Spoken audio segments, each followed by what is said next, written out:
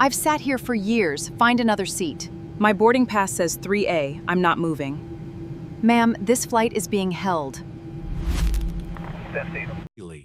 The first thing Maya Ellison noticed was not the woman standing beside her seat. It was the flight attendant looking past her. At 7:18 a.m., before the cabin doors closed on Meridian Air Flight 417 from Chicago to Seattle, Maya stood in the first-class aisle wearing a charcoal suit, low leather heels, and the same silver watch she wore every time she signed a company acquisition. Her braided hair was pulled neatly behind her shoulders. She carried a canvas notebook filled with handwritten questions, not a luxury handbag filled with status symbols. Seat 3A was hers. The boarding pass in her hand said so. The name on the screen at the gate had said so. But the woman in seat 3B had already placed a cream-colored coat across the armrest and was looking at Maya as if the seat assignment was a mistake someone needed to correct. "I think there's been some confusion," the woman said. Her voice was calm, almost polite. Maya had learned that calm did not always mean harmless. "I'm in 3A, Maya replied, glancing at her boarding pass. "That's the window." The woman smiled slightly. She was in her late 50s, dressed in an expensive-looking navy jacket with a gold pin on the collar. "Yes, but I was hoping we could solve this easily.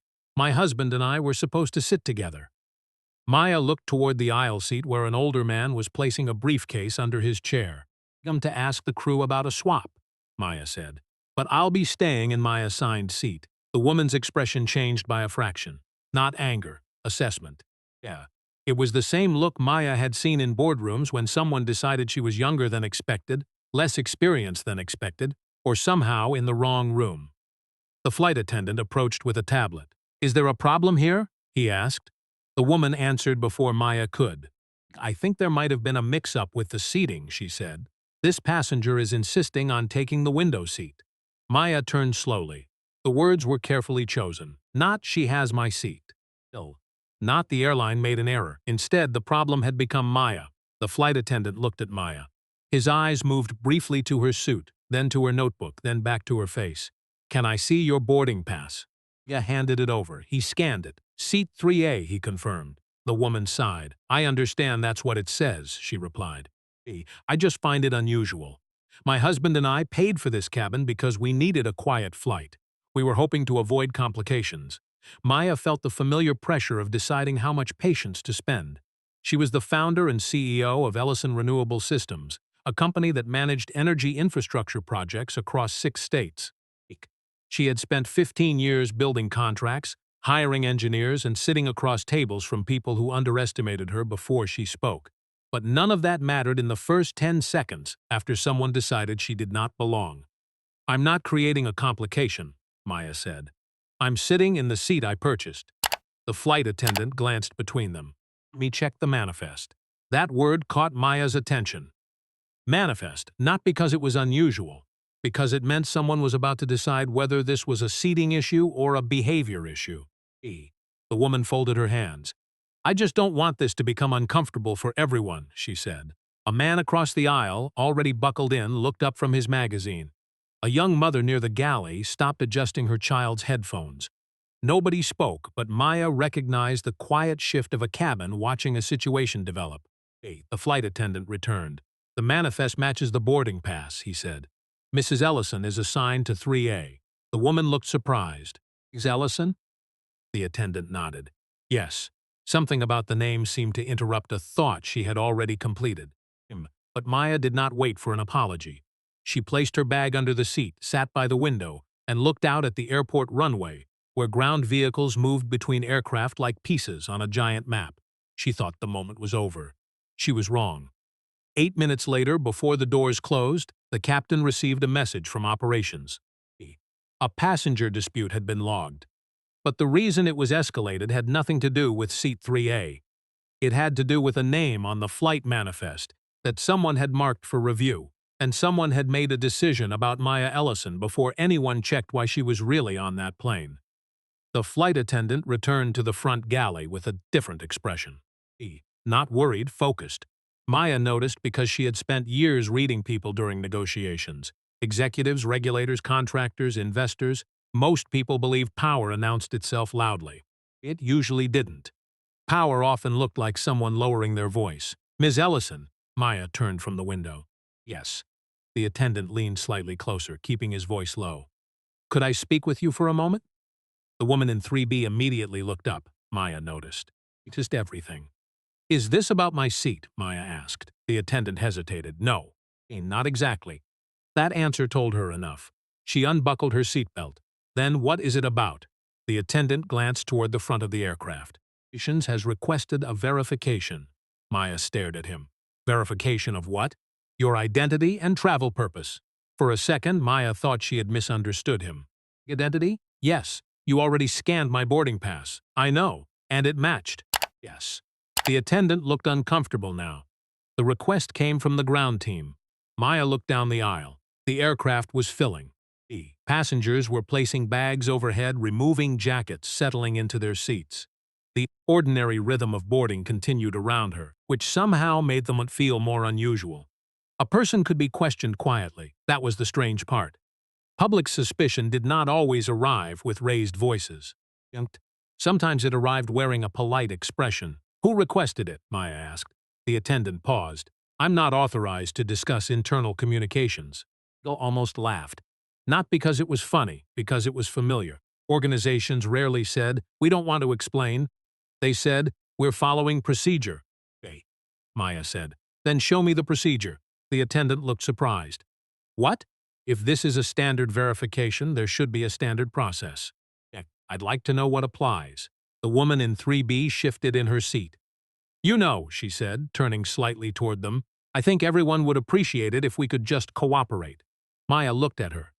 The sentence sounded reasonable. That was why it worked. Maya had seen the same pattern in corporate environments. The person creating pressure often described the person resisting pressure as the difficult one. I am cooperating, Maya said. I'm asking what I'm cooperating with. The woman's husband glanced over. Maybe this has become bigger than it needs to be. Maya looked at him. Maybe it has. The silence between them lasted only a moment. But the moment mattered, because nobody corrected the assumption. Nobody asked why Maya's identity needed extra confirmation. Nobody asked why the person who originally challenged the assigned seat was not being questioned with the same urgency. The attendant finally stepped back. I'll need to speak with my supervisor. Please do. He walked away. Maya watched him disappear behind the curtain, separating first class from the rest of the cabin. Then she opened her notebook. Not her phone, not an email, her notebook, the same one she used during construction meetings. On the first page of every project, she wrote 3 things. What happened? Who saw it? What changed afterward? She had started doing it after a mistake almost cost her company a major contract 3 years earlier. A vendor had denied approving a critical modification, until Maya produced handwritten notes from a meeting nobody else remembered the same way. The notebook was not proof by itself. She knew that. It was a map. Across the aisle, the young mother who had watched the exchange leaned forward slightly. Excuse me, she whispered. Maya looked over. Yes, I just wanted you to know. I saw what happened. Maya nodded. Thank you. The woman looked uncomfortable. I didn't say anything because I wasn't sure if I was understanding it right. That's usually when people stay quiet, Maya said. The woman looked down. I guess so. Before Maya could respond, a notification chimed from the cabin speakers. Ladies and gentlemen, we apologize for the delay. We are currently completing an operational review before departure. A few passengers groaned. A man near row 5 asked loudly, Seriously? You're delayed because of a seat? Maya looked toward the front. The answer was no, but nobody on the plane knew that yet. The captain was still waiting for information. And somewhere inside Meridian Air's operations system, a simple passenger note had triggered a much larger question. Why had a routine disagreement become an identity review? 5 minutes later, the supervisor arrived. Her name was Carla Whitmore. She carried a tablet and the expression of someone who had walked into a situation already explained by someone else. Ms. Ellison, Carla said, I understand there has been some confusion regarding your reservation. Maya studied her. Noticed the wording. Reservation, not discrimination. Not passenger complaint, not seat dispute. A softer word. I'd like to understand the confusion, Maya replied. Carla glanced at the tablet. Your name appears on a corporate travel list. Maya waited, and Carla hesitated, and there was concern that the passenger occupying this seat may not be the individual associated with that account. Maya looked at her, then slowly turned toward the woman in 3B. The woman avoided her eyes. The pieces began moving, not quickly, critically. Just enough. The issue had never been whether Maya had a ticket. Everyone knew she had a ticket. The issue was whether certain people believed someone like Maya belonged on that ticket. And now the entire aircraft was waiting to see what Meridian Air would do with that realization. Carla Whitmore looked down at the tablet again. The pause was small. Most passengers would have missed it. Maya did not. She had spent enough time in contract negotiations to know the difference between someone searching for information and someone searching for a safer way to phrase information they already had. "What exactly is on that list?" Maya asked. Carla kept her professional expression. "Ms. Ellison, I'm not trying to inconvenience you." "That wasn't my question." The supervisor's fingers tightened slightly around the tablet. "The corporate travel list identifies certain high-priority passengers." Maya nodded. "And I'm on it." "Yes, then why are we verifying whether I'm the person associated with my own account?" Carla looked briefly toward the woman in 3B, a glance. "But enough." Maya saw it. The woman noticed too. "I never said she wasn't who she claimed to be," the woman said quickly. Nobody had accused her of saying that. That was the problem. Carla looked between them. "Mom, can you explain what happened from your perspective?" The woman sat straighter. "Of course. I simply believed there had been a mistake. My husband and I have flown this route many times. We requested adjacent seats, and when I saw someone sitting there, I assumed the reservation system had made an error." Maya listened. The story had changed. At first the seat was unusual, then the passenger was unusual. Now it was a reservation misunderstanding. Each version was cleaner than the last. Each version removed the part where Maya had been treated as the problem before anyone checked the facts. "I showed my boarding pass before anyone contacted operations," Maya said. Carla nodded. "I understand. Do you?" The question was not sharp. That made it harder to dismiss. Maya continued. "I'm not asking you to decide whether someone is a good person.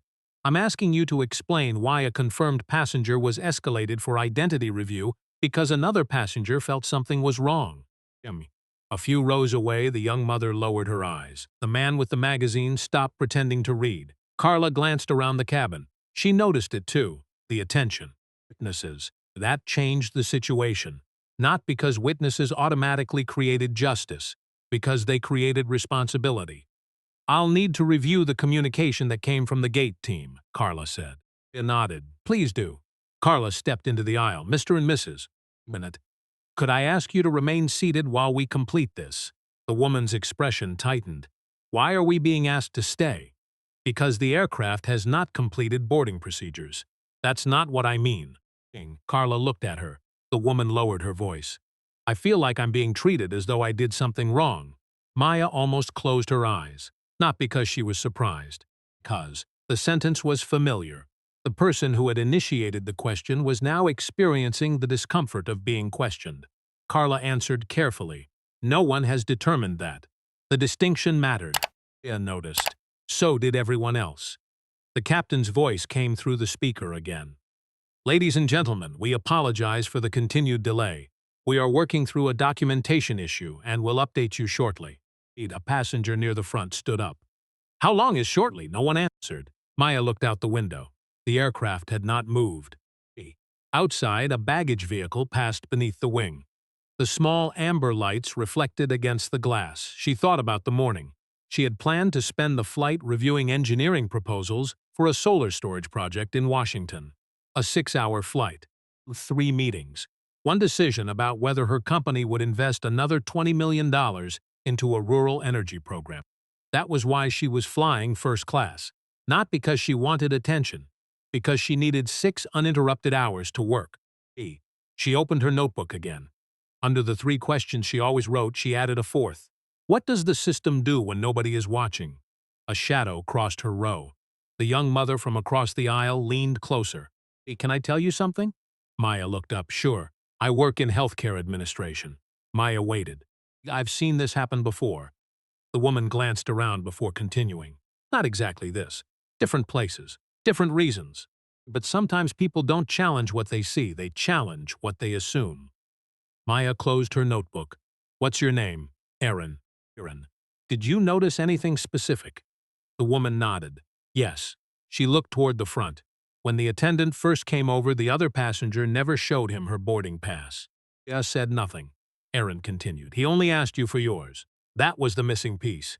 Not a feeling. Not an interpretation. A sequence. Maya wrote it down. At the same moment, Carla returned. This time, she was not holding herself like someone managing a small customer issue. Like someone who had found something she did not expect. Mrs. Ellison, Carla said. Maya looked up. Yes? Reviewed the gate communication. And? Carla took a breath. The original note did not say there was a seating error. The cabin seemed quieter. Did it say? Maya asked. Carla looked uncomfortable. It stated that a passenger was occupying a premium seat that appeared inconsistent with expectations. Maya stared at her. Inconsistent with whose expectations? Carla did not answer immediately, because now the question belonged to everyone on that aircraft, not just her. Then Carla looked down at the tablet. And there is another issue, Maya waited. The note was entered manually. By whom? Carla's eyes moved toward the front of the aircraft. Supervisor. A new piece of information. A new person involved. And suddenly the problem was no longer a woman in seat 3B. It was the system that had decided her suspicion was enough to begin a process. The cabin did not become silent. Maya noticed that. Silence would have been easier. Silence meant people had stopped paying attention. This was different. Passengers were still moving, still adjusting bags, still checking watches. But the atmosphere had changed because the explanation had changed. A seat dispute was simple. A system creating a suspicion trail was not. Carla Whitmore stood beside Maya's row, holding the tablet against her chest. I want to be clear, she said. A manually entered note does not automatically mean wrongdoing. Maya nodded. I agree. Carla seemed slightly surprised. Maya continued. An employee can make a mistake. A passenger can misunderstand something. A system can fail. The question is what happens after the mistake enters the system. That was the part Maya cared about. Not revenge, not embarrassment, correction. Carla looked at her for a moment. You're in compliance? No. Legal? No. Then, how did you learn to think that way? Maya looked down at the note in her lap. Because I built a company where small mistakes become expensive mistakes. Carla glanced at the notebook. You write everything down? Not everything. Tapped the page. Only things people might later remember differently. The answer stayed with Carla. Across the aisle, Mr. Bennett cleared his throat. I think we're making this far more serious than it needs to be. Carla turned toward him. Mr. Bennett, we're reviewing the situation. It was a misunderstanding. Possibly, the word bothered him. Possibly, it was not an accusation. But it was no longer an automatic agreement. The woman beside him looked toward the window. This is embarrassing. Maya looked at her. The woman met her eyes. For the first time, there was something besides certainty on her face. Not guilt, not yet. Something closer to discomfort. I didn't intend for all this, she said quietly. Maya believed her. Again, that was the difficult part. She had met enough people in her life to know harm did not always come from people who woke up wanting to hurt someone. Sometimes it came from people who trusted their first assumption more than they trusted another person's reality. I believe you didn't plan for this, Maya said. The woman waited. Intent is only one part of what happened. She looked away. Carla stepped back toward the aisle. I need to speak with the captain in operations. Maya watched her walk forward. Captain. Operations. The words sounded distant, but Maya knew how organizations worked. Problems traveled upward only when someone decided the cost of ignoring them had become higher than the cost of addressing them. The question was whether Meridian Air had reached that point. 5 minutes later, the first officer stepped out of the cockpit. That alone caught attention. Pilots did not usually leave the cockpit during boarding. He approached Carla and spoke quietly. Maya could not hear everything. Only fragments. Flagged, manual entry, customer relations. The first officer looked toward Maya, then he looked away, a small movement. But Maya had spent enough time in rooms with decision-makers to understand. Someone had recognized her name. Not because of the seat, because of what her name represented. Carla returned. Ms. Ellison, I owe you an explanation. You waited. The gate supervisor who entered the note recognized the company travel account but did not recognize you personally. That is not unusual. No, Carla said. It isn't. But? Carla hesitated. But the supervisor documented that there was concern because the passenger in the seat did not appear to match the expected profile of the account holder. Maya felt something settle. There it was. Not a misunderstanding, not a reservation issue, a profile, a picture someone carried in their mind. And what was that profile? Maya asked. Carla looked uncomfortable. I don't know. You do know. The supervisor did not answer. His voice stayed calm. Someone wrote a note saying I did not match what they expected. That expectation came from somewhere. The young mother, Erin, looked down. The man with the magazine closed it. He moved. Carla finally spoke. I'm going to request a formal review. Maya nodded. Good. The review process will take time, I know. Carla looked surprised again. You're not asking for immediate action? Maya looked toward the front of the aircraft. Oh, no, I'm asking for the right action. That answer seemed to change something, because the easiest version of this story would have been simple. A wealthy executive reveals herself. B. Someone apologizes. Everyone moves on, but Maya knew that was not enough. If the only lesson was that people should treat powerful people better, nothing had actually changed.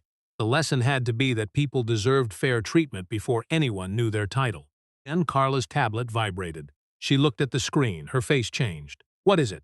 Maya asked. Carla looked at the message. The gate supervisor has submitted an additional statement. Maya waited. What does it say? Carla swallowed. He says he believed the concern came from another passenger. Maya frowned. Another passenger? Carla nodded. And that passenger? A. Carla looked toward seat 3B. The woman's face tightened. For the first time that morning, she looked genuinely uncertain, because the story had just moved again. And now everyone on the plane wanted to know the same thing. Who started the suspicion before the airline turned it into a procedure? Carla did not answer immediately. That was the first thing Maya noticed. Not the tablet, not the message, the pause. People often thought hesitation meant uncertainty. Maya had learned that sometimes it meant someone was deciding which version of the truth was safest to release. Carla, Maya asked. The supervisor looked up. The statement says the gate supervisor was approached by a passenger before boarding. Which passenger? Carla glanced toward seat 3B. The woman's face tightened.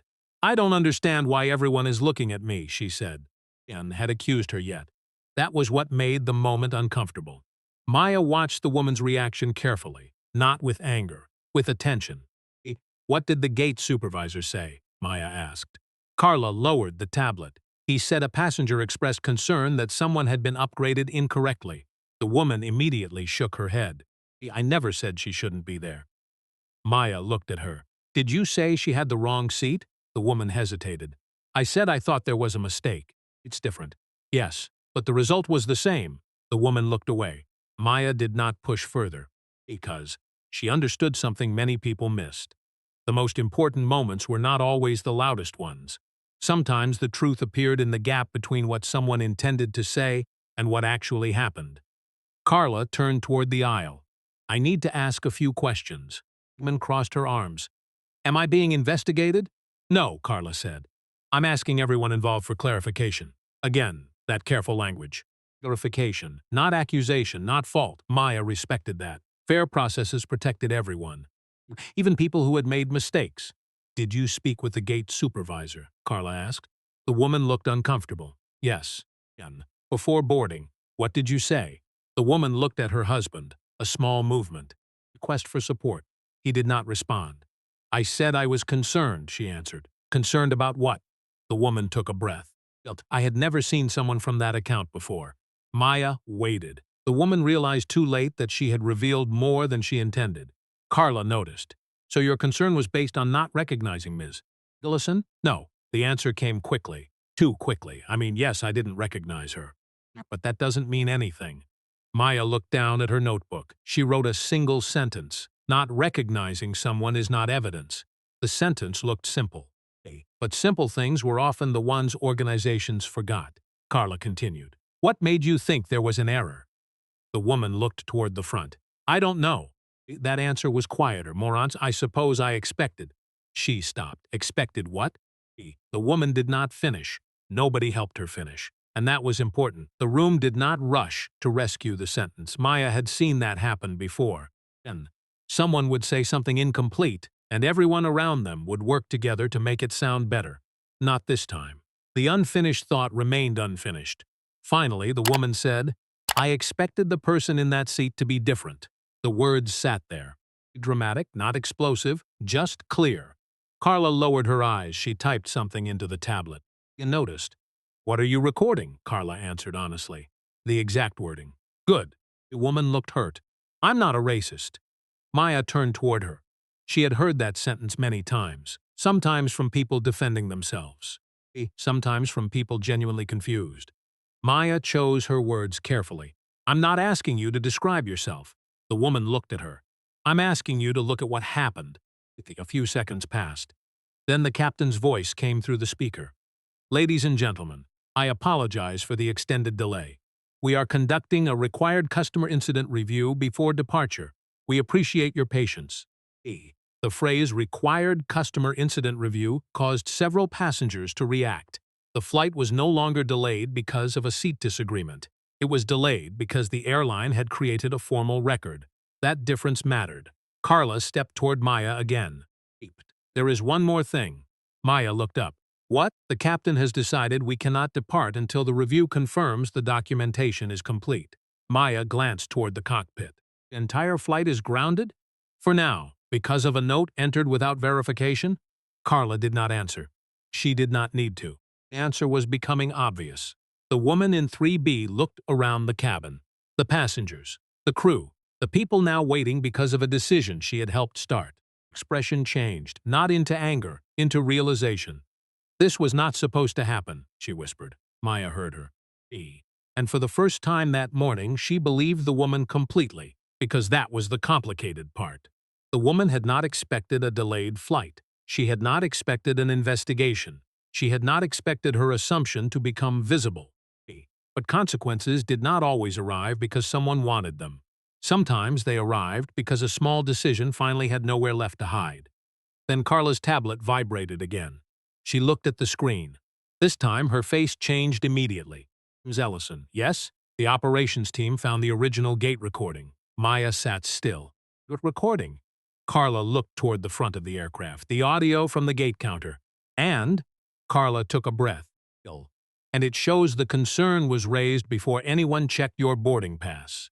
For the first time that morning, the timeline was no longer a question. It was evidence. Carla Whitmore did not play the recording immediately. That was the first thing Maya noticed. The supervisor could have pressed the button.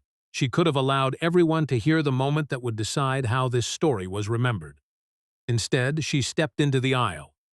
"Ms. Ellison, I'd like to review this privately." Bill looked at her. "Why?" Carla glanced around the cabin.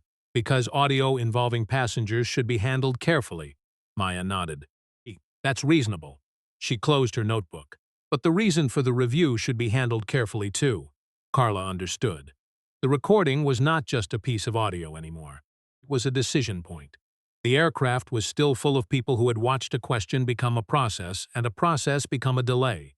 Maya stood. "Where?" "The galley." Before she moved, Aaron spoke quietly. "Do you need someone to confirm what happened?" Maya looked back. Aaron seemed nervous about even asking. That mattered. Witnesses were rarely born brave. Most of them were ordinary people who reached a point where staying silent became heavier than speaking. "Thank you," Maya said. Aaron nodded. "I'm not sure what I saw at first." "It's okay. But I know what I heard." Maya gave a small nod. "That's important." Carla led Maya toward the front galley. The narrow space smelled faintly of coffee and the citrus cleaner used by the crew before boarding. A cart was locked against the wall. The aircraft hummed beneath their feet. The flight was still sitting on the ground, still waiting. Carla opened a secure review screen on the tablet. The gate recording covers the conversation between the supervisor and the passenger before boarding. Maya looked at the screen. "And it's been preserved?" "Yes." "We accessed it." Carla looked up. "Why do you ask?" "Because a record is only useful if people know how it moved." That answer reminded Carla of something. Not a CEO, not a powerful customer, someone who understood systems. "I requested a preservation hold when I realized this might become a formal complaint." Maya nodded. "Good." Carla played the first few seconds. The audio was not dramatic, no shouting, no obvious insult. Just the ordinary sound of an airport gate. Announcements, rolling luggage, passengers asking questions, then a woman's voice. The same voice Maya had heard beside seat 3B. Excuse me, I think there may be a mistake with that passenger. Carla paused. Maya looked at her. Keep going, the recording continued. The gate supervisor asked, "What seems to be the issue?" The woman answered, "She's sitting in a seat connected to a corporate account." A pause. Then. I don't think that can be right. Maya closed her eyes briefly, not because she was surprised, because she was listening to the exact moment an assumption became an action. The gate supervisor asked, "Why do you believe there's an issue?" The woman hesitated. Then, "I just know what those accounts usually look like." Carla stopped the recording. Neither woman spoke for several seconds. Finally, Maya said, "That sentence is the entire problem." Carla nodded slowly. Yes, she did not know the account was wrong. No, she did not see a system error. She saw me. Carla looked down. Yes, Maya leaned against the counter. This was the part that people often struggled with. They wanted a single villain, a single sentence, a single moment that explained everything. But real problems were usually built differently. A person made an assumption. Another person accepted it. A system gave it a number. A process gave it legitimacy. And eventually, a person was standing in first class trying to prove something that had already been proven. A ticket, her name, her right to be there. Carla looked troubled. "I need to apologize." He looked at her. "Personally, yes. Professionally, yes." He did. Carla continued. Meridian's process allowed a passenger's assumption to become an operational concern before basic verification was completed. That's accurate, and that should not have happened. He nodded. Now we're discussing the real issue. Carla looked toward the cabin. There is something else. What? Each supervisor who entered the note has been removed from boarding duties pending review. Maya considered that. Suspended? Removed from duty while reviewed. Good. Carla looked surprised. You agree? An investigation is not a punishment. Maya's answer was immediate. But allowing someone to continue handling passenger decisions while a review is active creates another risk. Carla nodded. She understood. This was not about destroying someone. It was about preventing the same process from harming someone else. When they returned to the cabin, the passengers noticed. Because Maya looked victorious, she didn't. She looked tired. That was the part nobody saw in stories about justice, the cost before the outcome. Carla stood near the front. Ladies and gentlemen, thank you for your patience. We have completed the initial review and are making operational adjustments before departure. A passenger called out, "Are we flying or not?" Carla answered, "Yes." The flight will continue after completion of required documentation. A small wave of relief moved through the cabin, but Maya knew the story was not finished. The recording had answered one question: why the process started. It had not answered another. Why had Meridian Air's system been designed so that one person's assumption could become a serious review before the facts were checked? That question was bigger than Seat 3A. And now Maya had a decision to make. She could file a complaint as a passenger, or she could use what she had learned as someone who understood organizations.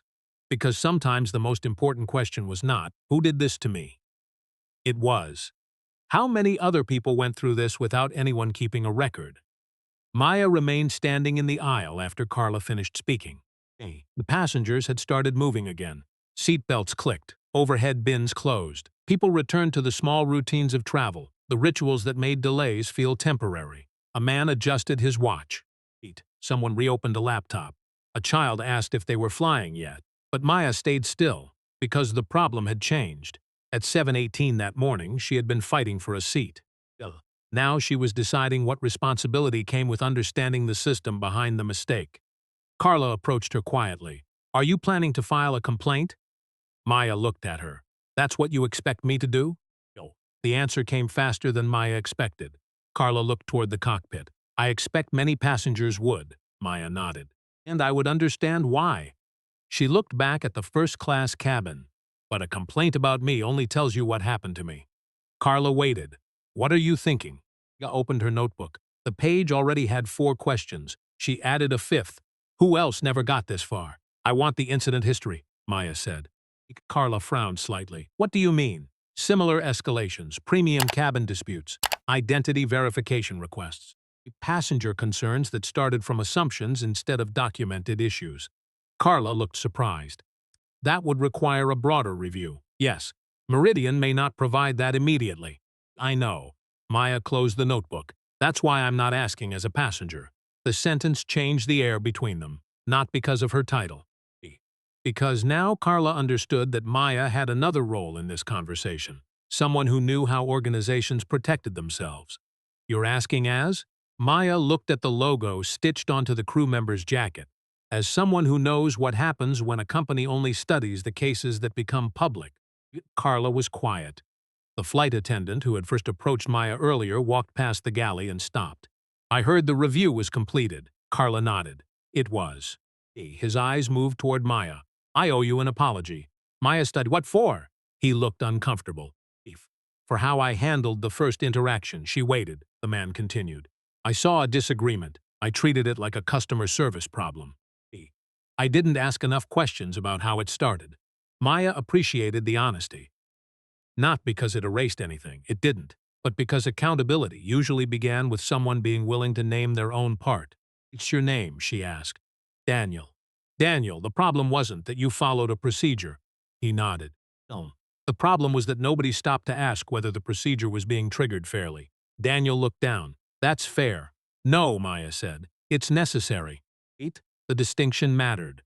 Fairness was not kindness, it was accuracy. A few minutes later, the captain announced they were ready for departure. The aircraft began pushing back from the gate. The familiar movement brought a strange feeling to Maya. Relief, but not satisfaction. She had won nothing yet. A flight taking off did not fix a system. A supervisor apology did not rewrite a process. A person being removed from duty did not guarantee the next person would be treated differently. Outside the window, the runway stretched ahead. Maya watched the ground crews disappear behind the wing. She remembered something her father used to tell her when she was young. He repaired industrial equipment for a living. Machines did not care who touched them, he would say. If something failed, you had to find the weak point in the whole chain, not just blame the last person who touched it. She had spent her career believing the same thing.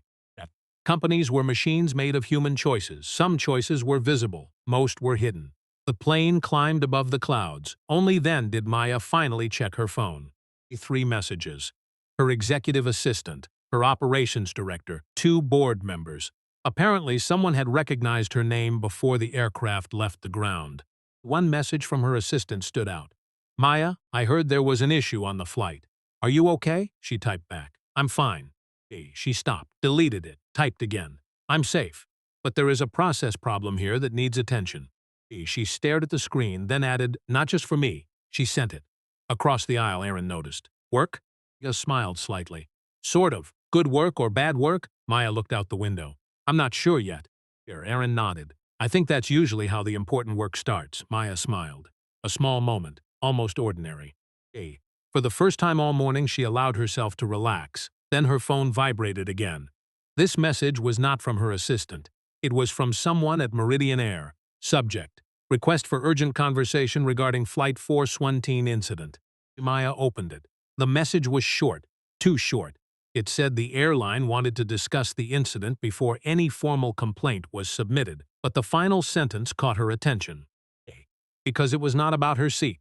It was about another passenger, someone who had experienced a similar situation on the same route 3 months earlier. And this time, there was no executive name on the ticket, no corporate account. No reason anyone would have remembered. Maya read the message twice, then she looked back at the clouds beneath the aircraft. The question had changed again. This was no longer about whether Meridian Air had treated one CEO unfairly.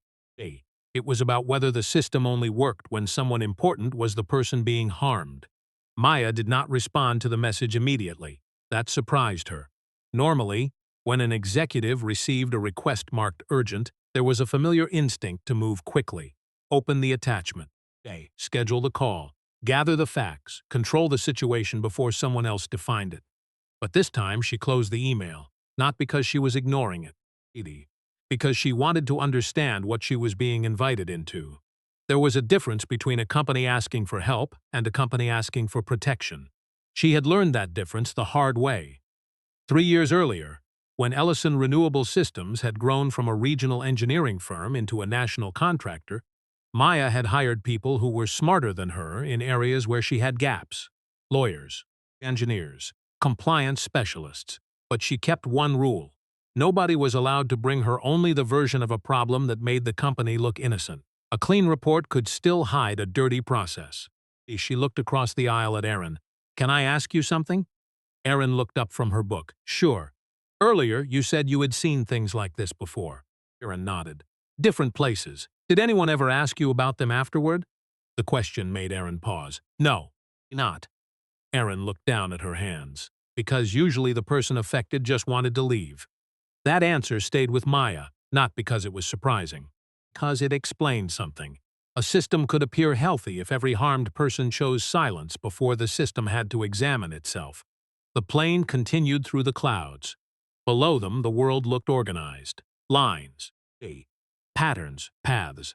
From that height, nobody could see where something had gone wrong. That was the illusion. Problems were often invisible until someone refused to move past them.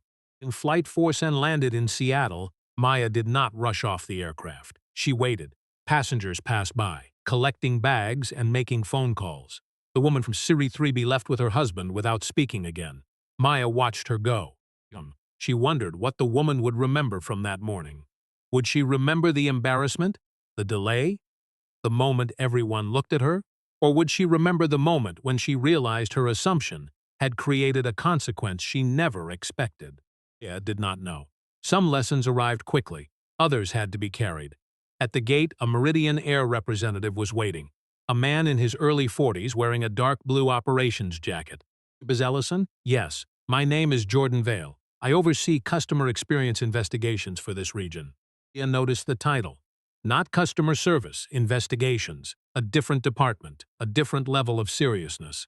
"Thank you for meeting with me," Jordan said. "I haven't agreed to a meeting." He nodded. "That's fair." Maya appreciated that he did not pretend otherwise. "I'm here because after reviewing the initial information, we found something concerning." "What?" Jordan handed her a folder. Not a digital tablet. Paper. "Interesting. 3 months ago, another passenger on this same route was subjected to a similar verification process." Maya opened the folder. Inside was a summary report. A woman named Denise Carter. Each report described a first-class passenger whose boarding information had been questioned after another traveler raised a concern. Maya looked at the details. "What happened?" Jordan exhaled. "The passenger left before completing a formal complaint." "Is there a review?" "Why?" Jordan looked uncomfortable. "Because there was no recorded incident." Maya looked up. "No recorded incident?" The employee handled it as a routine seating concern. Maya closed the folder. "So the system did not see a problem because nobody was allowed to finish documenting the problem." Jordan nodded. "That's what we're trying to understand." Maya looked at him carefully. "Are you trying to understand it?" "Yes." "Or are you trying to contain it?" The question was direct. Jordan did not avoid it. "I think those are separate possibilities." That answer was better than a perfect answer. Because perfect answers were usually rehearsed. Maya looked back at the folder. "One case can be a mistake. Yes, 2 cases can be a pattern." Each nodded. "And if there are more, then we have a system issue." Maya closed the folder. "Who else knows about this?" Jordan hesitated. "The regional operations team. Anyone above them?" "Not yet." Maya looked at the terminal windows behind him. Passengers moved through the airport carrying coffee, luggage, and ordinary worries.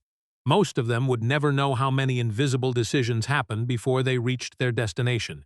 Then, before anyone calls this a customer experience problem, Maya said, "Find out whether it's a decision-making problem." Jordan nodded. "We were hoping you might help us with that." Bill looked at him.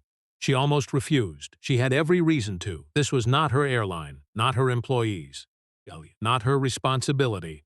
Then she thought about Denise Carter, a passenger who had left a record, a person whose experience disappeared because nobody important was attached to it. Maya placed the folder under her arm. "Hey, send me the review process." Jordan looked surprised. "You'll participate? I'll look at it. A small difference. An important one." As Maya walked toward baggage claim, her phone buzzed again. This time, it was not Meridian Air. It was a message from her operations director. "The board wants to discuss what happened on Flight 410. Yes, stopped walking. Then another message appeared. "They also want to know if this could affect our upcoming partnership negotiations." She looked at the words. Partnership, negotiations, reputation. The language of business, the language organizations used when a human problem became expensive. Maya put the phone away. Easy. Because she already knew the next decision would not be about a seat. It would be about whether she was willing to challenge a system that only became interested in fairness after someone with influence was forced to ask for it. Maya did not tell the board what happened on the flight the same way the news would tell it. She did not begin with the woman in seat 3B. She did not begin with the delay. A. She did not begin with the fact that an entire aircraft had waited on the ground, because those were the visible parts. The visible parts were rarely where the real problem lived. 2 days later, Maya sat in a glass conference room at Ellison Renewable Systems headquarters in Chicago. Outside the windows, construction crews were installing new solar panels on the neighboring building. The sound of drills and metal tools moved through the glass walls. Her company was expanding, her schedule was already full, and yet the folder from Meridian Air sat in front of her. Her chief operating officer, Lena Brooks, looked at it. "So this is why you postponed the Washington call?" Maya nodded. "Partly." Lena opened the folder. "You know we have a partnership negotiation with Meridian next month." "No. If this becomes public, people may think we're using our relationship with them to pressure them." Maya leaned back. "That's possible." Lena looked surprised. "You're not denying it?" "No." Maya looked at the documents. "Because the question is not whether I have influence. The question is whether I use influence to get a better seat for myself or to find out why someone else never got one." Lena was quiet. She respected Maya because Maya rarely confused being right with being useful. But she also knew Maya had a habit of carrying problems longer than she should. "You can't fix every broken system you encounter," Lena said. "I know." "Do you?" Maya smiled slightly, a real smile, the kind that appeared only around people who knew her well. "My father used to say I treated every loose bolt like it was my responsibility. And he was right." Lena laughed softly. "Good, at least you know." The moment passed. Then Lena turned serious. "What does Meridian want?" Maya opened the email. "They want a review meeting." "Partly. Settlement? Not yet. Then what?" They looked at the last line. "They want to understand whether this was an isolated employee mistake." Lena nodded. "And you think it wasn't?" "I think they don't know." That answer mattered. Maya was not claiming certainty. She was identifying a gap. The difference between those two things was where responsible investigations began. Later that afternoon, Maya joined the Meridian review call. There were 7 people: operations, customer experience, training, compliance, regional manager. No lawyers. That surprised her. The meeting began with apologies. They were sincere. Maya could tell. But sincerity was only the beginning. "Thank you for acknowledging what happened," Maya said. "But I want to separate 3 things." The group became quiet. First, what happened to me on Flight 4 when seen. She lifted one finger. Second, what happened in the process that allowed it to escalate. A second finger. And third, whether similar situations happened to passengers who did not have my name attached to their ticket. Finger. Nobody interrupted. "One of the operations managers," Daniel Price nodded. "That is why we contacted you." Maya opened the folder Jordan had given her. "And start with the data." The room paused. "What data?" "Incident records, customer complaints, informal reports, employee notes, any category where a passenger concern resulted in identity verification or seating review." A compliance director spoke. "We have privacy limitations." "Understand. Some records may not be available. Then tell me what is available." The answer was simple, but it changed the conversation. Maya was not asking for everything. She was asking for what the system actually knew. For the next hour, Meridian presented what they had, and the more they showed, the more uncomfortable the pattern became. Not because there were hundreds of cases. There weren't. There were 7. 7 situations over 18 months where a passenger's eligibility, upgrade, or cabin access had been questioned before the basic reservation information was reviewed. 7. A number small enough to dismiss. A number large enough to matter. Jordan spoke quietly. "We originally thought these were separate service incidents." Maya looked at the list, because each one ended before becoming a complaint. Nobody answered, because everyone knew what that meant. The system had measured damage by formal complaints, not by moments where people decided it was easier to leave. Then the training director spoke. "Here's something else." Maya looked up. "What?" The woman turned her laptop around.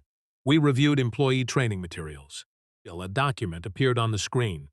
Maya read the title, Premium Cabin Guest Recognition Guidelines. Her expression changed, not dramatically. Just enough. What does guest recognition mean? The training director hesitated. That is what we are trying to determine. Maya looked at the phrase again. Because sometimes bias did not begin with a person making a cruel decision. Sometimes it began with a harmless-sounding phrase that gave people permission to trust feelings over facts. And now Meridian had found the place where the problem may have started. Not at seat 3A. Before that, Maya stared at the document on the screen. Premium Cabin Guest Recognition Guidelines. The title was not offensive. That was what made it dangerous. Most systems did not fail because someone wrote a sentence that openly revealed what they believed. It failed because ordinary words were given hidden permission. Recognition, preference, fit, experience, professionalism. Words that sounded neutral until someone had to decide who belonged. Who created this? Maya asked. The training director, Rachel Kim, answered. It was developed 4 years ago when Meridian expanded its premium cabin program. Who approved it? Rachel looked toward the compliance director. That's what we're reviewing. Maya nodded. Not knowing was an answer too. Show me the section employees use when they interact with premium passengers. Rachel shared another page. The document was several pages long. Most of it seemed harmless. Guidance on greeting passengers, handling requests, anticipating needs. Then Maya reached a section titled Identifying High-Value Customer Expectations. She read slowly. Employees were encouraged to consider travel patterns, communication style, and overall presentation when providing a personalized service. Maya looked up. Overall presentation. Rachel nodded. Yes. What does that mean? Nobody answered immediately. That was the problem. A phrase without a definition became a blank space, and people filled blank spaces with their own assumptions. He turned to the operations team. Did anyone test this language? A manager shook his head. Not specifically. Why? It's considered customer experience guidance, not a decision-making policy. Maya leaned back. There's the problem. The manager looked confused. It wasn't a formal policy. Exactly. Maya pointed to the screen. But employees were using it to make judgments. The room became quiet. A document did not need the word policy attached to it to influence behavior. Sometimes the most powerful rules were the ones nobody admitted existed. Jordan looked through his notes. So you think the training caused what happened? Maya shook her head. No. Everyone waited, she continued. I think the training created an environment where a person's impression could become a reason to investigate before facts were checked. That distinction mattered. A training document did not walk onto an airplane. A person did. But systems shaped what people felt permitted to do. Rachel looked troubled. I wrote parts of this. Maya looked at her. Rachel continued. I wasn't trying to create something like this. Maya nodded. I believe you. Rachel seemed surprised. Intention isn't the same as impact. Maya did not say it harshly. She said it the way she would explain a design flaw to an engineer. A bridge could fail without anyone wanting it to. The responsibility was still real. Rachel looked down. Then what should we have done? Maya considered the question. Because it was the first useful question of the meeting. Not, who is guilty? Not how do we protect the company, but what should change? Start by removing the idea that employees can identify who belongs in premium spaces. Nobody spoke, Maya continued. People do not need to look like they belong. They need to have a valid reservation. Jordan wrote something down. Anything else? Yes. They looked at the list of 7 incidents. Separate discomfort from disruption. The operations manager frowned. Can you explain? If someone feels surprised, that is information about their reaction. She tapped the folder. It is not automatically information about the passenger. That sentence stayed in the room. Because it was simple. And because many systems were built on the opposite assumption. It closed the folder. But there's another issue. Jordan looked up. What? The previous cases? Shifted. What about them? 7 incidents. 18 months. Yes. Who were those passengers? Nobody answered. Maya looked at the screen. You know my name because my company is visible. She paused. What about the people whose names did not trigger a meeting? The compliance director looked uncomfortable. We would need to investigate further. Then investigate. Maya looked around the room. Do it correctly. How? Do not search for people who complained. She pointed at the report. Search for people who left. It was harder. Everyone knew it. Complaints existed in systems. Silence did not. The meeting ended with assignments. Not promises, assignments. Compliance would review the training material. Operations would examine escalation procedures. Customer experience would audit past cases. And Maya would receive a summary of findings. But as she closed her laptop, one detail bothered her, a phrase from the original gate note, inconsistent with expectations. She had heard similar language before. Not on airplanes, in boardrooms, in hiring decisions, in investment meetings, in rooms where people rarely said, "Someone like you." He said, "Not the right fit, not what we expected, something feels off." Different industries, different vocabulary. Same human shortcut. That evening, Maya sat alone at her kitchen table. The city outside her window was quiet. Her father's old repair manual sat beside her, a habit she kept even though she had no reason to use it anymore. Inside the cover was a note he had written years ago. "Find where the system bends. That's where people get hurt." She read it twice. Then her phone rang. It was Jordan. She almost didn't answer, but she did. "Jordan?" His voice sounded different, more serious. "You found something else." Maya sat up. "What?" There were more than 7 cases. She looked at the clock. "What do you mean?" "The 7 were only the ones connected to premium cabin review codes." A pause. "Once we searched employee notes and customer service logs, we found another category." Maya felt the weight of the conversation before he finished. "Category," Jordan answered quietly. "Passengers who were questioned, verified, and released without any formal record being created." Maya looked at the notebook on the table. The same notebook where she had written, "Who else never got this far?" Now she had an answer. More people than anyone had counted, and for the first time Meridian Air was not investigating one incident. It was investigating the possibility that its own system had been trained to notice the wrong thing. Jordan did not speak for several seconds. Then Maya could hear the faint sound of traffic through her apartment window. Somewhere below, a delivery truck backed into an alley, releasing the familiar warning beeps that echoed between buildings. Ordinary sounds. The kind of sounds that continued while complicated things happened quietly. "How many?" Maya asked. Jordan exhaled. "We don't know yet. That means you have a number. We have a range." Maya looked down at the notebook beside her. "Give me the range. 30 to 40 cases over the last 2 years. The number was not enormous. That was almost worse. A massive number would have forced action. A small number allowed people to explain it away." "Walk me through what you found," Maya said. Jordan hesitated. "We searched internal notes for situations where employees documented concerns about a passenger's eligibility, access, or presence in a premium area. Any were closed as routine clarification. And the passengers? Most continued their travel." "That's not what I asked." Jordan went quiet. Maya continued. "How many passengers left thinking they had been treated differently?" "We don't know. Exactly." She opened her notebook. "Because you measured the company's response," she wrote, "not the passenger's experience." Jordan did not argue. That told her something. "It happens now?" Maya asked. "We're recommending an independent review." "Recommended by whom?" "The compliance team." "Approved?" "Not yet." Maya nodded. There it was. The point where organizations separated discomfort from commitment. Everyone could agree a problem should be studied. The harder question was whether anyone was willing to accept what the study might reveal. "Who has authority to approve it?" Maya asked. "The Executive Risk Committee." "And who sits on that committee?"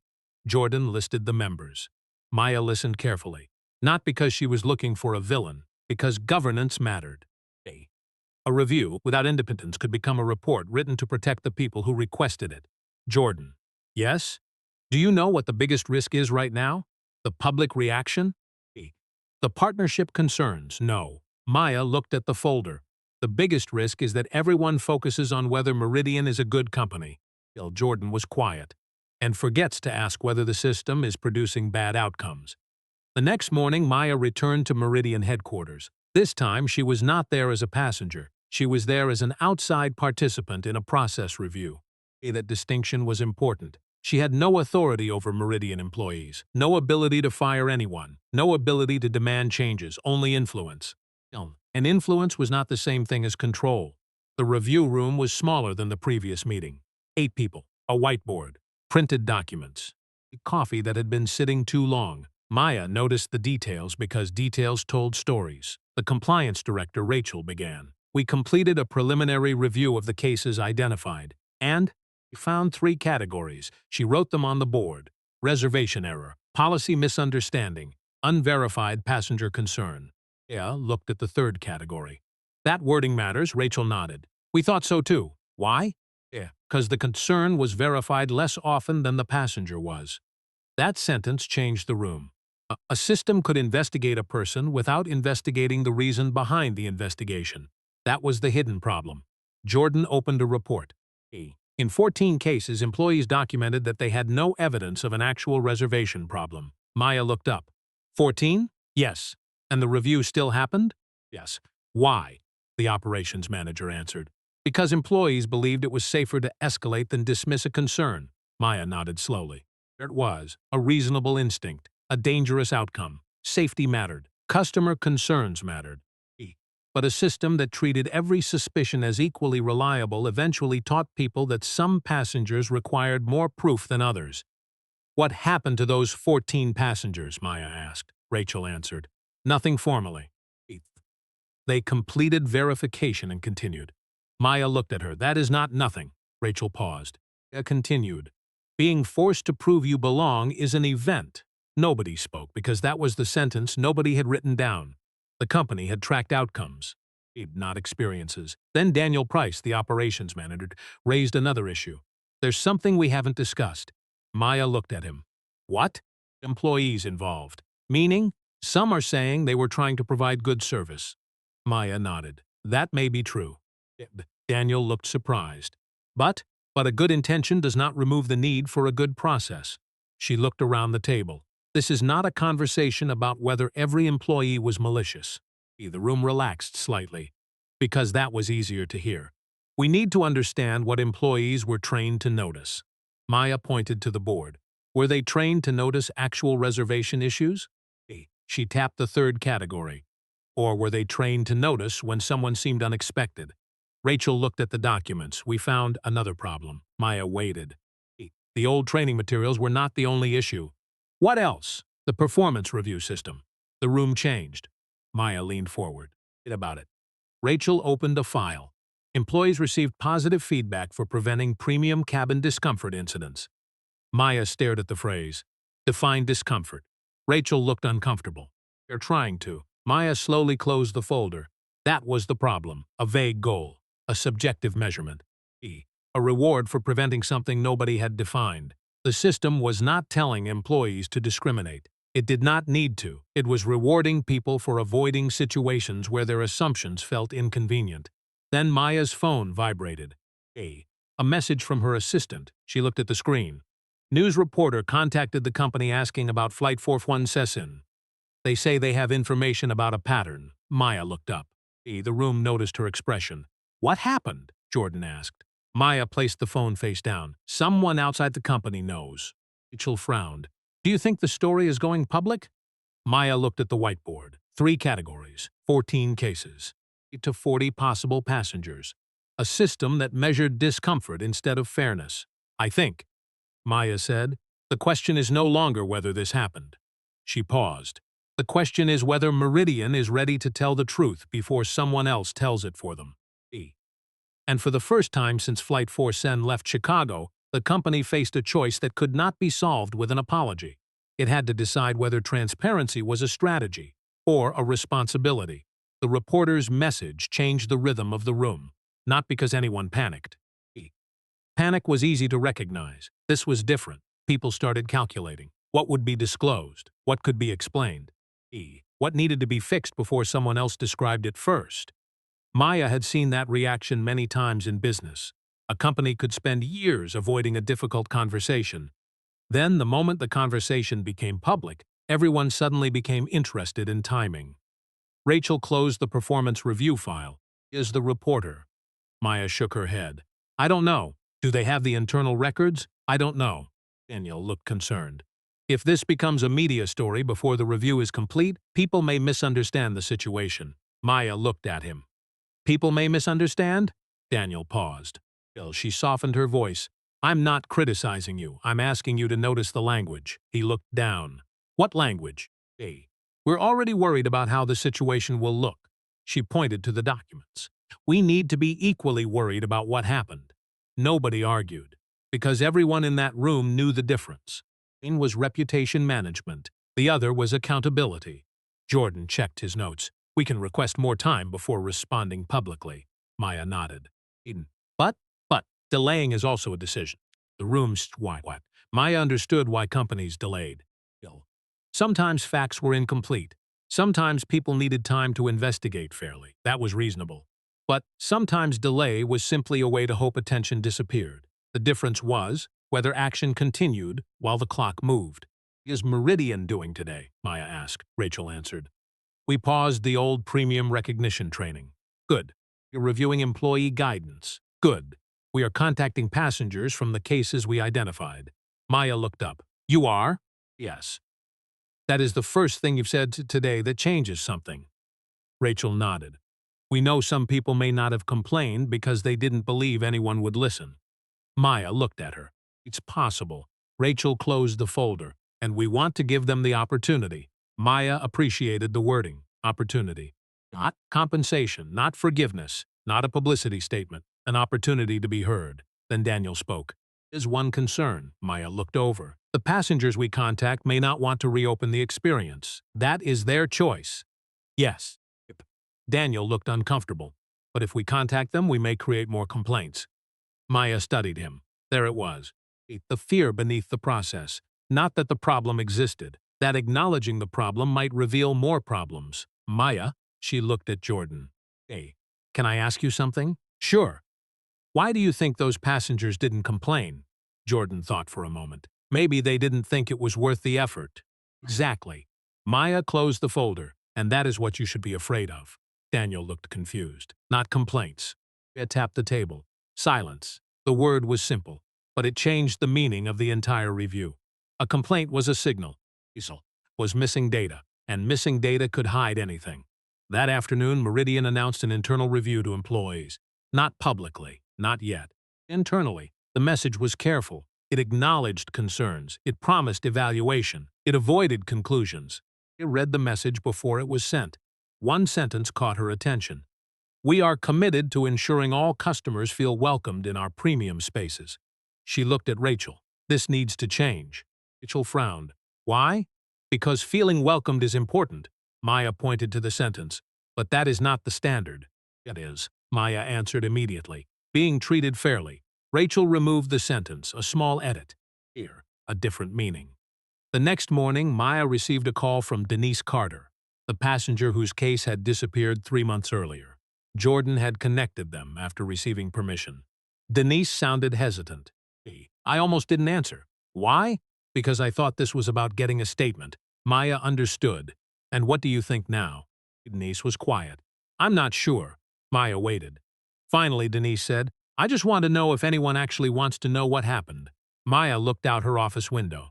The city moved below her. Cars, people, thousands of lives passing without anyone recording the moments that shaped them. Yes, Maya said. I think they do now. A pause. Then Denise asked, why now? Maya did not have a perfect answer, because the truth was uncomfortable. The system had not changed because someone noticed Denise. It changed because someone noticed Maya. She chose honesty, because someone finally had enough information to ask the right questions. Denise was quiet. Then she said, that's the part that bothers me. What part? That if it happened to someone else, nobody would have looked. Maya closed her eyes, because Denise had just said the sentence she had been thinking since the first email. The real failure was not only what happened, it was what almost remained invisible. And now Meridian had to decide whether to fix the system because it was right, or only because this time the person affected had enough power to make people listen. Maya ended the call with Denise Carter, but she did not immediately return to work. She sat at her desk with the phone still in her hand. That bothered her, not the conversation itself. The silence afterward. There was a particular kind of silence that came after someone finally told the truth they had been carrying alone. It was not peaceful. It was the silence of something heavy being placed down after being held too long. Maya looked at the folder from Meridian. The names inside were no longer just entries. They were people. People who had boarded planes, shown identification, answered questions, and eventually decided that finishing the journey mattered more than proving they deserved to begin it. That was the part she could not ignore. A system did not need to remove someone completely to cause harm. Sometimes it only needed to make belonging feel conditional. The next morning, Maya joined Meridian's Executive Review Committee. This meeting was different. No customer experience team, no training department, no carefully prepared language, only people with the authority to change the structure. The committee chair, Thomas Avery, opened the meeting. "Thank you for joining us, Maya." She nodded.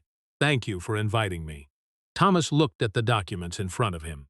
"We have reviewed the preliminary findings, and we believe there are process weaknesses." Maya weighted that phrase. Process weaknesses. A phrase designed to be accurate without being uncomfortable. "Can I ask a question?" "Of course. When you say process weaknesses, what do you mean?" Thomas looked at the others, then answered, "We created a system where subjective concerns could trigger additional review." Maya nodded. "That's clearer." The compliance director presented the findings. They had now confirmed 36 cases over 2 years. Not all involved race. Not all involved discrimination. That mattered. Maya had insisted on that distinction. A fair investigation did not begin by deciding the conclusion. It began by understanding the pattern. But the review found something important. In 21 of the 36 cases, employees had documented uncertainty about a passenger's eligibility before checking information that was already available. The question was not whether every case involved bias. The question was why uncertainty was distributed unevenly. Thomas looked at Maya. "What do you recommend?" She answered carefully. 3 things. The room focused. First, remove subjective appearance-based language from training. A committee member nodded. Second, require employees to document the factual reason for any escalation before acting on it. Another person wrote notes. Third, create a review path for passengers who believe they were treated differently. Thomas leaned back. "That last one will increase reports." "Yes." "Possibly significantly." "Yes." He looked at her. "You're comfortable with that." Maya thought about Denise. "I'm more comfortable knowing the truth than protecting a number." Nobody responded immediately. Because numbers were easier. Numbers did not have voices. Numbers did not describe the moment they realized they were being watched differently. A committee member named Victor Hale spoke. "There is still a practical concern." Maya looked at him. "What concern?" "Employees are responsible for customer safety." "Yes. If we make them hesitate every time they have a concern, we create another risk." Maya nodded. "That is a valid concern." Victor seemed surprised. Maya continued. "The answer is not telling employees to ignore concerns." She pointed to the report. "The answer is teaching them the difference between a concern and an assumption." That distinction became the center of the discussion. Because nobody in the room wanted unsafe travel. Nobody wanted employees afraid to act. But safety could not mean giving every assumption the authority of a fact. The meeting lasted 3 hours. By the end, Meridian approved several immediate changes. The old training language would be retired. A temporary review team would examine past cases, passenger escalation procedures would be rewritten, and an external auditor would evaluate the process, not because Maya demanded it. Because the committee finally agreed the company needed someone outside the normal chain of thinking. But there was one decision left. The public statement. The communications team presented a draft. Maya read it. It contained the usual phrases. "We value every customer. We are committed to inclusion. We take concerns seriously." She looked up. "Who wrote this?" The communications director raised her hand slightly. "I did." Maya nodded. "It's well written." The woman looked relieved. "Thank you, but it avoids the most important part." The relief disappeared. "What part?" Ella turned the page. "You made the company sound like it discovered a general challenge." She tapped the paper. "But this started with specific choices. Nobody spoke. A passenger questioned another passenger," she continued. "An employee accepted that concern before checking facts. Another tap. A process gave that assumption more weight than it deserved." She placed the statement down. "If Meridian wants people to trust this, the company has to be willing to describe what happened without hiding behind broad language." Thomas looked at her. "You want us to admit fault?" "No." Maya shook her head. "I want you to describe responsibility. The difference mattered. Fault was about punishment. Responsibility was about repair." That afternoon, Meridian released a revised statement. It did not mention Maya by name. It did not present her as a special case. It acknowledged that the company had identified failures in how passenger concerns were escalated, and that certain procedures allowed subjective judgments to influence decisions before facts were confirmed. For the first time since Flight Force 1, Maya felt something shift, not victory, movement, small, fragile, ill. Then, 2 hours after the announcement, Jordan called. Maya. She heard something in his voice. What happened? He received a response from one of the earlier passengers. Denise? No, a pause. Another person. Maya waited. Jordan continued. She said she never filed a complaint because she thought nobody would believe her. Maya looked at the revised statement on her screen. Who is she? Eden hesitated. She was on a different route. Okay, and she says what happened to her was worse than what happened on Flight 47. Maya sat still. The case that began with one seat had become something larger. But now came the hardest part, not finding the pattern, not admitting the pattern, deciding what to do with everyone who had been part of it. Maya did not ask for the passenger's name right away. That surprised Jordan. Most people would have. A name made a situation feel real. It created a person to focus on, a story to follow, a beginning and an ending. But Maya had learned something during the Meridian review. Names could also become distractions. The question was not only who had been hurt. The question was why the system allowed the harm to disappear. Tell me what happened first, Maya said. Jordan paused. I thought you would want her name. I will. Maya looked at the report on her desk. But before that, I want the process. It was quiet for a moment. Then he began. She was traveling from Atlanta to Seattle about 11 months ago. Maya listened. First class? Yes. Same type of situation? Similar. Similar how? Jordan opened a file. She had a valid reservation. Another passenger questioned whether she belonged in the cabin. Maya's expression tightened. What happened after that? She was asked to provide additional verification. Was there a reservation problem? No. Was there a security concern? No. Then why? Ill. Jordan did not answer immediately.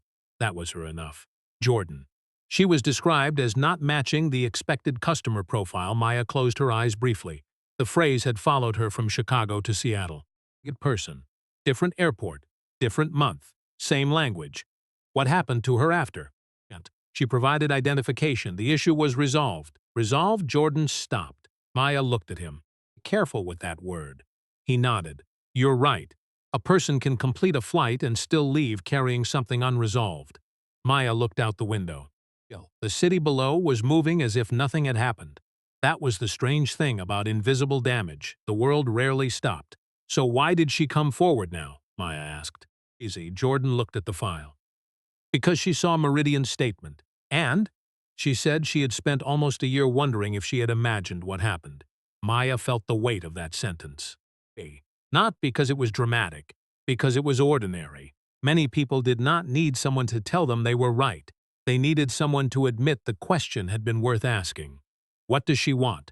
She asked. Jordan hesitated. She doesn't know. That matters. Yes. She is not automatically looking for money or punishment. No, she wants acknowledgement. Jordan nodded. And she wants to know if the company would have looked into it if you hadn't been on Flight 41 scene. He looked at the folder. She already knew the answer. That was the uncomfortable part. The review had started because one person had enough visibility to force attention. The correction had to ensure visibility was no longer required. Next week, Meridian's review team expanded. Not because of public pressure, because the company finally understood the scope of the problem. They created a passenger outreach program, not an apology campaign, and not a marketing effort, a listening process. Each contact began with the same sentence. We are reviewing whether our process treated your concern fairly. We would like to understand your experience. Maya insisted on that wording. Not. We are sorry if you felt not. We regret any inconvenience. Those phrases placed the burden back on the person affected. The first week brought 14 responses. The second brought 22. Some described simple misunderstandings. Some described employees who handled situations respectfully. And some described moments that were difficult to read. A woman who had been asked why she was traveling alone in premium cabin. A man whose business class upgrade was questioned, despite having the correct documentation. A family whose seating concern became a discussion about whether they were appropriate for the cabin. Not every story involved the same mechanism. Not every employee acted from the same motivation. That mattered. Maya refused to let the review become a search for villains. Systems were changed by understanding patterns, not by creating a simple story where one person was bad and everyone else was innocent. But one pattern became impossible to ignore. The people most affected were often the ones least likely to challenge the process, because challenging the process required time, confidence, energy, and a belief that someone would listen. One afternoon, Maya joined a training redesign session. Rachel displayed the new draft. The title had changed. The old premium cabin guest recognition guidelines, the new fair passenger assistance and verification standards. Maya noticed the difference. "What changed?" Rachel answered. "We removed language about recognizing who belongs and replaced it with recognizing what needs to be verified." Maya nodded. That was the entire shift, from people to facts, from impressions to procedures, from belonging to rights. Then Daniel Price spoke. "There is one thing we still need to solve." Maya looked at him. "What?" "The employees." Meaning, some employees are afraid. Of what? That any decision they make could now be judged unfairly. Maya understood. A correction could create its own imbalance if handled poorly. Employees needed guidance, not fear. "What are you planning?" she asked. Daniel showed her the new training module. It included examples, not of obvious discrimination, of uncertainty, a passenger with missing information, a reservation mismatch, a genuine safety concern, a simple misunderstanding. Each example asked the same question. What facts do we have before we act? Maya read the final slide. It said, "A concern deserves attention. A person deserves fairness." She looked at Daniel. "That stays." He nodded, because this time the words were not decoration. He described the process. Months later, Maya returned to Meridian headquarters for the final review meeting. The room was different, not because the furniture changed, because the conversation changed. Nobody was asking, "How do we protect the company?" They were asking, "How do we know the change is working?" Rachel presented the results. Escalation reviews had decreased, not because employees ignored concerns, because employees were verifying facts earlier. Passenger complaints related to identity-based questioning had dropped. Training completion was at 100%, and the external auditor had delivered the final assessment. Maya waited for the last slide. It appeared. Review complete. The investigation that began with Flight 417 was officially closed, but Maya knew one thing. A closed investigation did not mean a perfect system. It meant the system had finally been forced to look at itself. Then Thomas Avery, the committee chair, spoke. "There is one final matter." Maya looked up. "What is it?" Thomas glanced at the documents. The audit identified a separate issue in another Meridian program. A new document appeared. Different department, different process. Different type of passenger interaction. Maya did not touch the folder, not yet, because she understood the difference between an ending and a beginning. Flight 417 was finished. The seat dispute was finished. The review was finished. But the work that came from learning how a system failed? That was something else. Thomas looked at her. He wanted to ask if you would be willing to review this as well. Maya looked at the folder, then at the window behind him. The same city, the same movement. The same world continuing while complicated things waited to be noticed. She reached for the document, not because she wanted another fight, because she had learned something on Flight 417. Sometimes the first person who notices the crack is not responsible for creating the damage, but they may become responsible for deciding whether to walk past it. The folder remained closed on the table for several seconds. Maya looked at it, but she did not open it. Not yet. The people in the room noticed. Thomas Avery leaned forward. "Is something wrong?" "No." Maya rested her hand on the cover. "I'm thinking." "About whether you want to continue." "No." She looked at the committee. "I'm thinking about whether the system has learned the right lesson." Nobody spoke. Because that was the question everyone avoided. A company could create a new policy. A company could change training. A company could publish a statement. But none of those things guaranteed that people inside the system understood why the old one failed. Maya opened the folder. The new issue involved Meridian's loyalty program. Different department, different process, different people. The details were not the same, and that mattered. Because fixing one problem did not mean every future problem would look identical. She read the first page. A customer had been denied a benefit after an employee questioned whether the account activity matched typical usage. She stopped. Not because the phrase was the same, because the pattern was familiar. A person, an expectation, a decision, a system. She closed the folder. Who reviewed this before bringing it here? Thomas answered. The audit team. Did they find wrongdoing? No conclusion yet. Good. He looked surprised. Yes.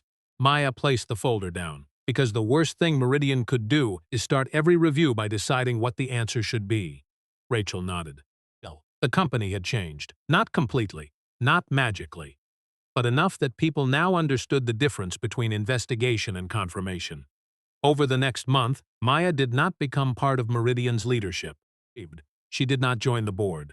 She did not take a formal role. That mattered. The airline still belonged to the people responsible for running it. Her role was smaller, and in some ways more difficult. She asked questions, she challenged language, she pushed people to look at what their systems measured and what they ignored. The final report on Flight 417 was released publicly 6 months after the incident. It did not focus on Maya. Her name appeared only once, not as the hero, not as the reason the company changed. The report focused on the process. The findings were clear. A passenger concern had been escalated without sufficient factual review. Training language had allowed subjective judgments to influence decisions. Performance expectations had unintentionally rewarded unnecessary escalation. The company corrected the procedures. Employees received new guidance. Past cases were reviewed. Passengers who wanted to share their experiences were given a path to do so. Not every relationship was repaired. Not every person involved felt the same way afterward. Some employees disagreed with the changes. Some passengers chose not to engage. Some apologies were accepted. Some were not. Maya believed that was part of honesty. Real repair did not require everyone to feel the same thing. It required people to stop pretending the damage never happened. 1 year after Flight 417, Maya boarded another Meridian flight. Not first class. Business class this time. She was traveling for a renewable energy conference in Colorado. As she placed her bag under the seat, a flight attendant approached. Ms. Ellison? Maya looked up.